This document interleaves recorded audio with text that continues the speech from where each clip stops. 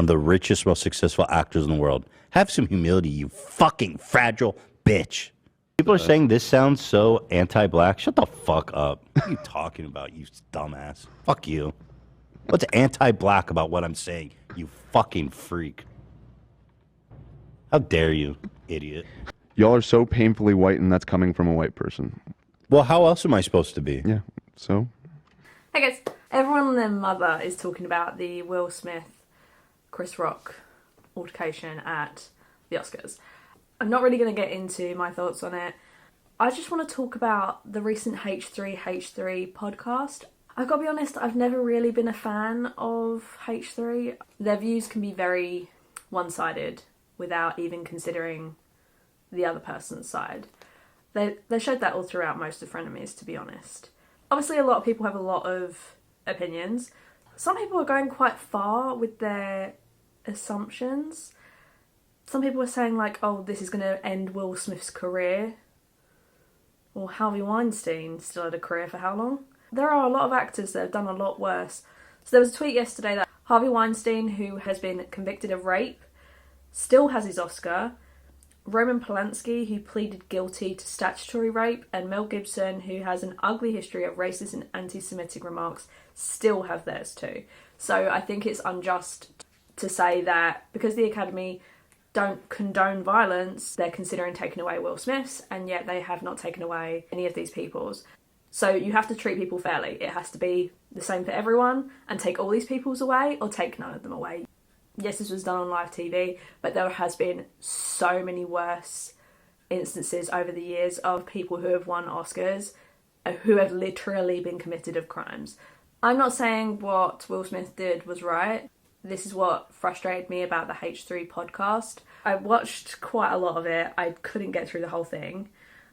He started talking about David Dobrik. So there has been a lot of conversation about this being an issue to do with race, considering this was about Jada's hair. I think it's hard for someone possibly who's white to not understand, if they haven't seen the documentary that Chris Rock had actually done, it's hard to not see it as just black and white, as that yes, this person was struggling with alopecia. If someone lost their hair due to chemotherapy because of cancer, you wouldn't say that that's okay to joke about. So I get 100% why Jada would have been upset by that joke.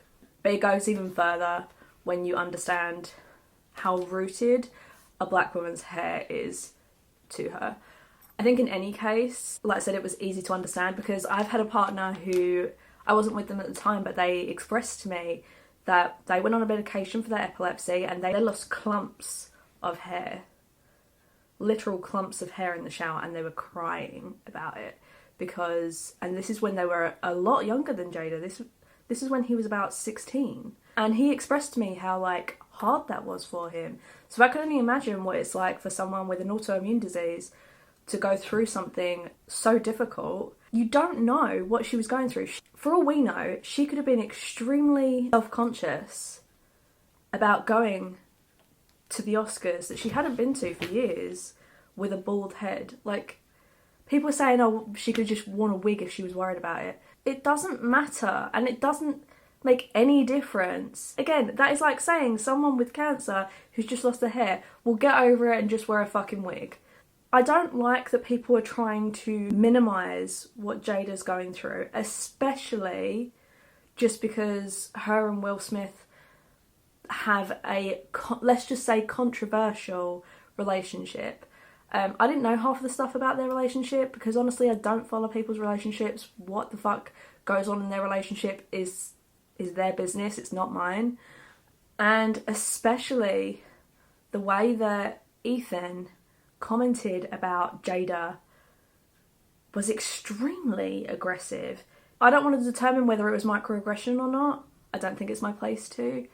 But I definitely think it was aggressive. He fucking my mouth! You fucking my mouth, is what Jada says to her son's friends. He fucking my wife's mouth! What the hell? Made him want to be the #1 actor in the world. He felt like some part of him had to prove to the world that no one's going to cheat on him again, and there you go. He married a woman who ended up not only cheating on him, but fucking her son's friend, bro. Dude. That's so much worse. And Yeah, she's still not putting out. Another joke I saw was Jada's like, yeah, well, Tupac would have killed him, so I'm still not fucking you. Not impressed. If Jada could keep her son's friends' dicks out of her mouth. He was extremely demeaning, not just of what she was going through and how that it could have been affecting her mental health and her family. It always affects the people that are closest to you. And I can imagine going through something like losing your hair can be extremely mentally challenging. Ableism, I think, as a man with Tourette's, I think I'm more entitled to the ableism than even her. I have a neurological disorder. She's just losing her hair. Now, what's weird about it is that Will Smith is laughing at first. And then you show Jada, and she's all fucking sour. She don't like that you made fun of her being a baldy. So to demean what she's going through and saying that this G.I. Jane joke was a throwaway joke and that it didn't mean anything. So Chris Rock says, oh, I can't wait for G.I. Jane 2. Wow, so fucking offensive. It's like the tamest joke you can make. It's such a dated joke too. It's not a good joke, by the way. Yeah. It wasn't funny. In fact, I don't even think it was meant to be funny. He's just trying to acknowledge that she's there. It was literally filler. Yeah. G.I. Jane was a big deal when it came out with Demi Moore in her prime. Beautiful woman. Basically, he called her beautiful. I keep seeing people say that. I don't really buy that. It's Okay, well, it's a ball joke. He was making it, but it's not a bad comparison. That's like Keemstar saying, well, you shouldn't get upset about the fact that I call your wife a horse because it's a throwaway joke. Now, Ethan has said, and he said in that podcast, that even though he said stuff like that, he wouldn't go up and punch Keemstar in the face. And I don't believe that what Will did was justified. There's a perfect clip from Ides of March. We're against the death penalty. Mm-hmm. Because of what it says about us as a society. Suppose, Governor, it was your wife. And she was murdered. What would I do? It gets more complicated when it's personal. Sure. Well, if I could get to him, I would find a way to kill him. So you, Governor, would impose a death penalty. No, I would commit a crime for which I would happily go to jail.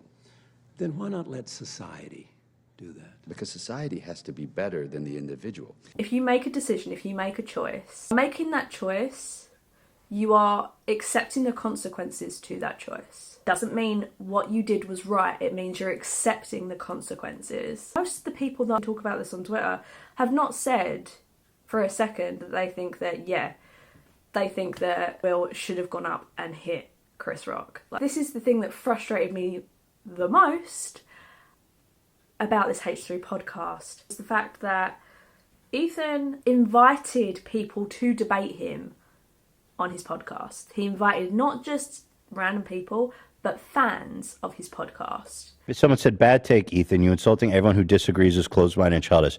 I don't... Listen, if you disagree, call in. If you think I'm being racist, you can fucking die. Invited 3 people, and 2 of which identified themselves on the phone call as black.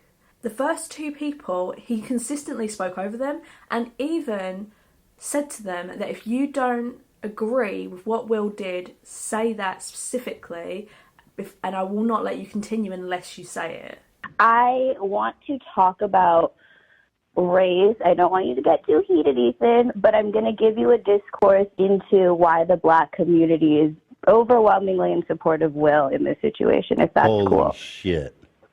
Just try to... Okay, go ahead. I'm listening. What I've seen objectively on my timeline is the people who are anti-Will, there's an overwhelming amount of white people on that side, and there's an overwhelming amount of black people on the side that are for Will. So I think And it's so what is your what is your anecdotal evidence for that? Yeah. So this whole is this whole premise based on your assumption that black people are supporting Will? Because I don't know if we're willing to take that stance here. And I'm not here to say that it was a good or bad choice. It was a choice that was made. And wait, you're not willing to say that attacking someone for making a joke is a good or bad choice? It was a choice that was made. No. And You that's got to why tell I'm calling me. Wishy-washy. because I will Come not on. accept your next premise unless you tell me if Will Smith attacking Chris Rock was a good or bad choice. Did he deserve it?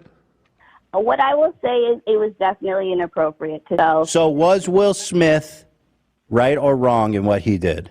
You say Will was wrong. I'm saying objectively, yes. Okay. Was What it about appropriate? subjectively? No. Cares? Another thing that when people aren't saying, they're peers, they're colleagues. Like, Yeah, who gives a fuck? he's poking fun. It was a conscious choice to make Jada the butt of his joke, and it was about her appearance. He could have made a joke about anything else, but to make it about somebody's appearance, Yeah, who gives a fuck? something that they can't change about themselves. This is the same point people are making about Chadwick Boseman. You want to make people the butt of your joke for how they look for something that they can't change about themselves?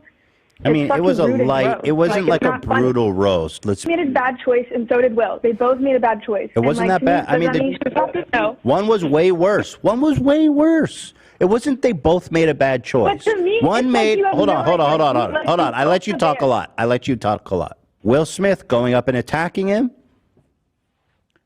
Apocalyptic, insane thing to do. Now, don't be. You can't say. Hold on. That's not how to debate someone. It's extremely condescending. It's extremely argumentative. And it's outright rude. By the way, all three of these people, extremely articulate. And the first person, Madison especially, was trying to explain the other point of view that Ethan was refusing to listen to. The fact that black women especially, their hair is so important to them. That black people especially have consistently been the butt of jokes for years. And that even if you pinpoint the relationship between Chris, Jada and Will, Jada has been the butt of Chris's jokes throughout most of the 2016 Oscars. And what was really frustrating, I know it's a lot of reallys, but seriously, is that considering Ethan says that the H3 team are like a little family, he wouldn't even listen to AB. Yeah, it's complicated. It's not complicated. I mean, no, there's no excuse. He's in the wrong 100%. There's no excuse for violence. It's not complicated. It's not. Violence is never the answer. I'm sorry. It's not complicated. No, It's simple as fuck. No, you're. It's no, I'm not simple saying as that. fuck. I mean, I'm afraid to speak. Then don't. Yeah. Because you know what I'm saying? Don't fucking mince words now. He literally shut down AB. He was trying to defend the black community. He would not listen to it. Not for a second. To me, that's quite a toxic work environment. To have your boss turn around and say to you, do not speak. If you are not going to agree with me, do not talk. Talk about living in an echo chamber. So I just want to read a couple of these comments because Ethan has come out and he said that he simply just didn't agree with the fact that assaulted Chris Rock, which again, I think a lot of people don't agree with that. But there is some nuance and conversation going on that's unrelated to the specific moment that he was smacked. A lot of people also were not happy with the fact that not only in tweets but in this podcast, hello sweetie, Ethan was talking about the fact that because Will was so quick to walk up and be violent, he was assuming to Will's character that he was quick to violence at home as well. Especially for black men, that's a stigma that they've had to overcome over years and years and years. So to just assume something like that with no evidence except for the fact that you think because he walked up and in his mind was defending his wife, you think that he's automatically just violent at home. Ethan, when a caller disagrees with his take, shouts at and interrupts caller entire time. Okay, whatever, thanks for calling and bye. Ethan, when a caller agrees with his take, lets her talk uninterrupted the entire time. This was such a good call. I agree 100% with you. Thank you, Queen. Oh yeah, so Madison did comment. The first person that called in said, I had a wonderful time discussing with Ethan on the podcast. I was caller number one. Just a few final thoughts. I know how Ethan in the show works, especially when he is particularly fired up about a topic, so I was not particularly fazed by it, but thanks for the care that was shown to me in the chat and on Twitter. It was sweet and you'll agree. The points that I was trying to make, and the way I was trying to make them, was about the issue we have in society viewing some things in such a polarised way. Multiple things can be true at one time. Is bitch slapping someone on live TV great? No. But the joke was loaded, and many people caught onto that. Dan's comment on giving context to Ethan's own experience with having his family threatened over a joke does make me understand why Ethan was so defensive about Chris Rock. And let's not forget, even if you think the joke was offensive, Chris Rock is a legend. The man deserves respect. Like, nobody's talking about Chris Rock deserves a little fucking more respect than that, bro. You don't just go slap a man because he offended you, especially Chris Rock. Having said that, Ethan needs to let his guest callers speak. He needs to not talk over and interrupt people he disagrees with, and the whole segment was lousy with microaggressions. If he is uneducated in this topic, he needs to just discuss it on air. The third call was so much misogynistic. Why is Jada to blame? How is it okay to call her a manipulator? That speculation was gross. Coming from a considerably long-time fan, Ethan needs to learn how to have basic respect for his call-ins.